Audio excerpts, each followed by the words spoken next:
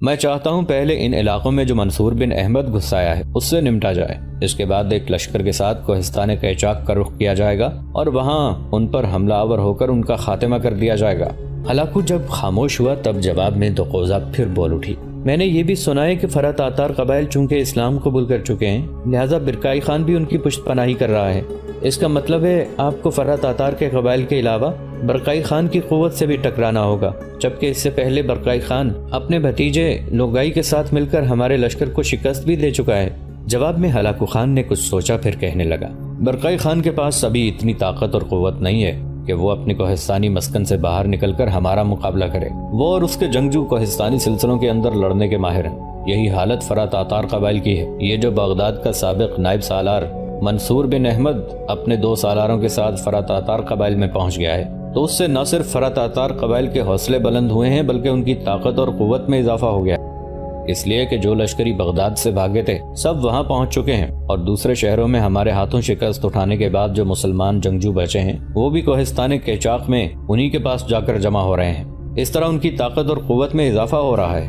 جہاں تک ان پر حملہ آور ہونے کا تعلق ہے یہ کام ہم بڑی رازداری کے ساتھ کریں گے۔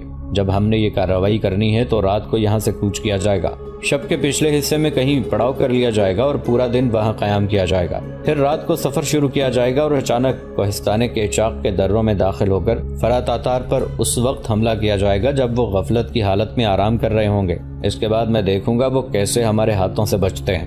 ایک بار ہم نے فرا تاتار قبائل کا خاتمہ کر دیا تو پھر برقائی خان کی حالت ہمارے سامنے کمزور رہے گی اور کسی مناسب موقع کو سامنے رکھتے ہوئے کوہستانی سلسلے کے اندر گھس کر بھی برقائی خان پر ضرب ضرور لگائیں گے۔ ہلاکو خان کی یہ تجویز سن کر دوقوزہ نے خوشی اور اطمینان کا اظہار کیا تھا۔ پھر اس نے آرمینیا کے بادشاہ ہیشون کے بیٹے ختلان کو بھی تسلی دی۔ اس کے بعد ختلان ہلاکو اور دوقوزہ کے خیمے سے نکل گیا۔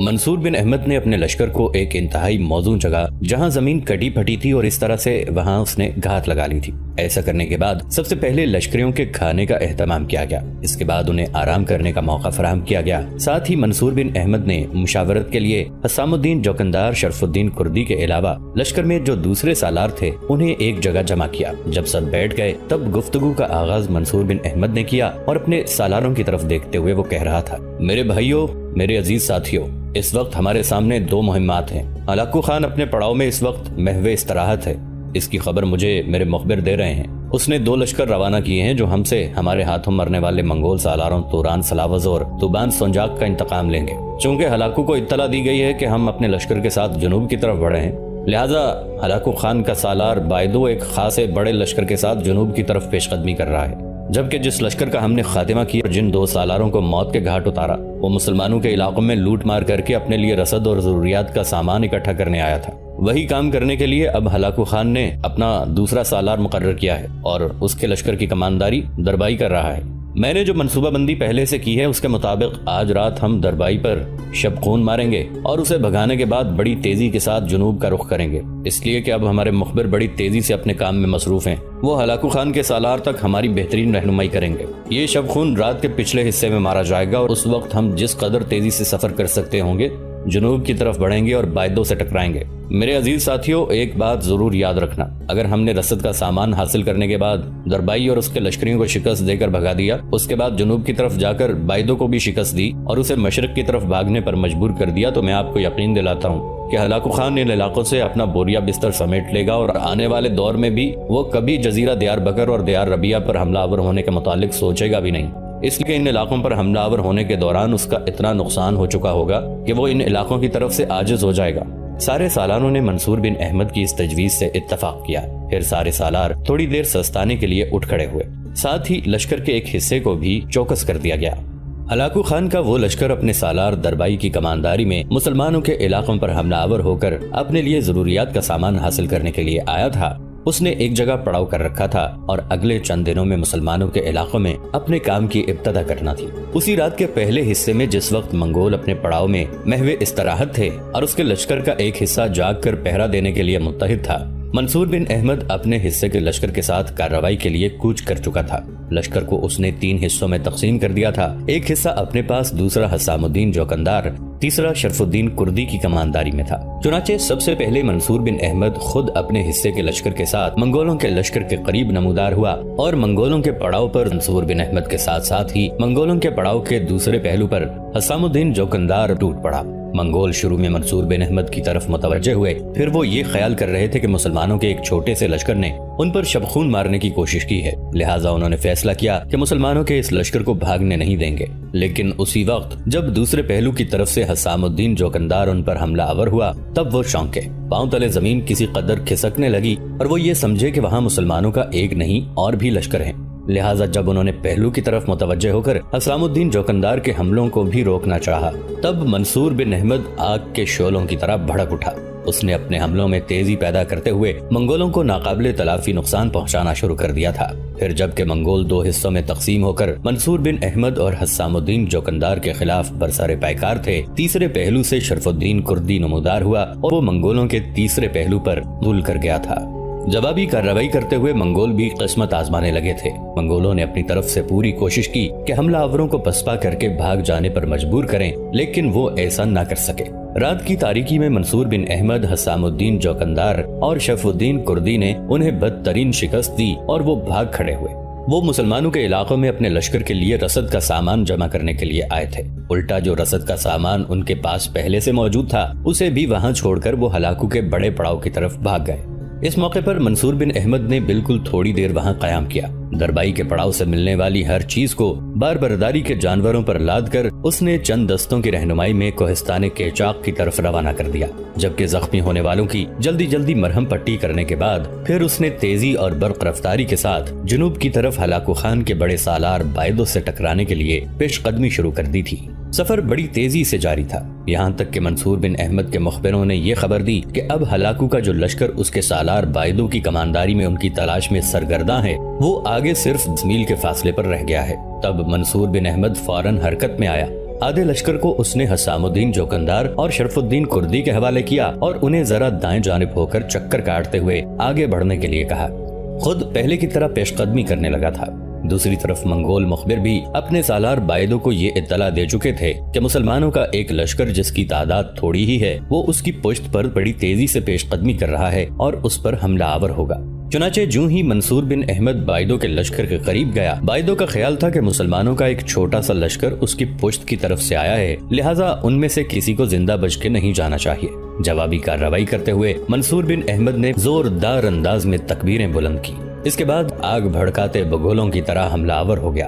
گو بائدو کے پاس ایک بہت بڑا لشکر تھا، اس کے مقابلے میں منصور بن احمد کے لشکر کی تعداد نہ ہونے کے برابر تھی۔ اس کے باوجود منصور بن احمد نے بڑی جرأت مندی اور بڑی ہنرمندی کے ساتھ اپنا دفاع کیا، بائدو کے لشکر کو روکا، جارحیت بھی اختیار کی۔ پھر اسی وقت ایک اور انقلاب اور تبدیلی رونما ہوئی۔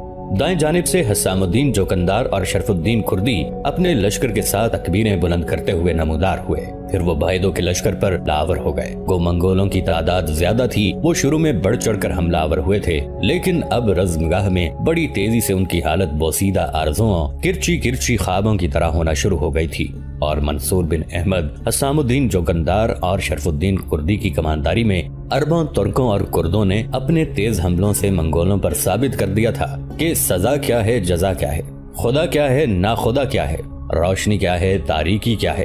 شروع میں وہ منگول ہوس کے سمندر کی طرح حملہ آور ہوئے تھے، لیکن اب وہ اپنی جان بچانے کے لیے ادھر ادھر دیکھتے ہوئے اور شکست قبول کرتے بھاگنے کے چکر میں تھے، یہاں تک کہ تھوڑی دیر بعد انہوں نے شکست قبول کی اور بائدو کی کمانداری میں بھاگ کھڑے ہوئے۔ منصور بن احمد نے ان کا تعاقب نہیں کیا، بلکہ ان کے پڑاؤ کی ہر چیز کو سمیٹتا ہوا وہ وہیں سے دائیں جانب مڑا۔ اب وہ بڑی تیزی سے کوہستان قیچاق کا رخ کر رہا تھا، اس لیے کہ اس کے مخبروں نے اسے یہ بھی اطلاع دی تھی کہ ہلاکو عنقریب اپنی پوری طاقت اور قوت کے ساتھ کوہستان قیچاق میں فراتار پر حملہ آور ہو کر ان کا خاتمہ کرنے کی کوشش کرے گا۔ لوئی تاشی کی حویلی میں ایک روز خود لوئی تاشی اور یانگ خان داخل ہوئے۔ وہ بے حد خوش اور مسرور تھے۔ حویلی میں داخل ہونے کے بعد دیوان خانے کا جو اندرونی دروازہ تھا اس کے ذریعے وہ دیوان خانے میں بیٹھ گئے۔ خوشی اور مسرت کی حالت میں انہیں حویلی میں داخل ہوتے ہوئے کیتھرین، مدلان، بلزون اور نتکیر نے بھی دیکھ لیا تھا، لہٰذا وہ بھی ایک ساتھ دیوان خانے میں داخل ہوئے۔ اس موقع پر گفتگو کا آغاز لوئی تاشی کی بیوی مدلان نے کیا اور لوئی تاشی اور یانگ خان کے سامنے بیٹھتے ہوئے وہ بول اٹھی، جب آپ دونوں حویلی میں داخل ہوئے تھے ہم سب نے آپ دونوں کا بغور جائزہ لیا تھا۔ آپ دونوں بے حد خوشی اور اطمینان کا اظہار کرتے ہوئے حویلی میں داخل ہوئے تھے اور پھر دیوان خانے میں آ کر بیٹھ گئے۔ کیا کوئی اچھی خبر ہے؟ اگر ہے تو ہم چاروں کو بھی سنائیں تاکہ ہم بھی اس میں شامل ہوں۔ ہمارے ساتھ میری بیٹی کیتھرین بھی خوشی کی کوئی خبر امیر منصور بن احمد سے متعلق سننا پسند کرے گی۔